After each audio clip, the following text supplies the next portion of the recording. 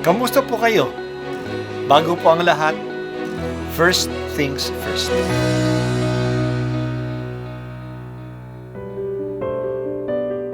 Ang pagbasa mula sa aklat ni Propeta Jeremias. Sinabi sa akin ng Panginoon, magpunta ka sa bahay ng magpapalayok at may ipahahayag ako sa iyo. Nagpunta naman ako at dinatnan ko ang magpapalayok sa kaniyang gawaan. Nakita kong kapag ang ginawa niyang sisidlan ay nasira, minamasa niya uli ang luwad at hinuhugisan ng panibago. Pagkatapos, sinabi sa akin ng Panginoon, hindi ko ba magagawa sa bayang Israel ang ginawa ng magpapalayok sa luwad na iyon? Kayo'y nasa kamay ko tulad ng luwad sa kamay ng magpapalayok. Akong Panginoon ang may sabi nito. Ang salita ng Diyos. Salamat sa Diyos. Isa sa mga trabaho noong panahon ay ang paggawa ng palayok. Gamit na gamit ng mga tao ang palayok.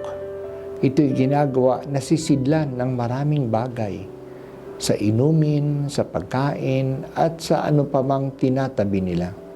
Ito ay hindi mahal gawin. Kailangan lang ng clay.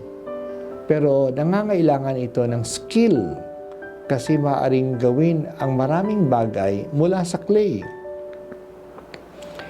Pinapunta si Jeremias ng Panginoon sa bahay na magpapalayok. Pinagmamasdan nila ang trabaho nito. Minsan nagkakamali siya sa pagkorte ng palayok. Kapag nagkakamali, binabasa uli niya ang clay o luwad at inuulit na naman ang kanyang trabaho. Ang mensahe ng Diyos sa mga Israelita sa pamagitan ni Jeremias ay, sana ang mga tao ay maging tulad ng luwad sa kamay ng Diyos. Kung sila ay nagkakamali, madali sana silang baguhin. Hindi sana matigas ang ulo o ang puso nila.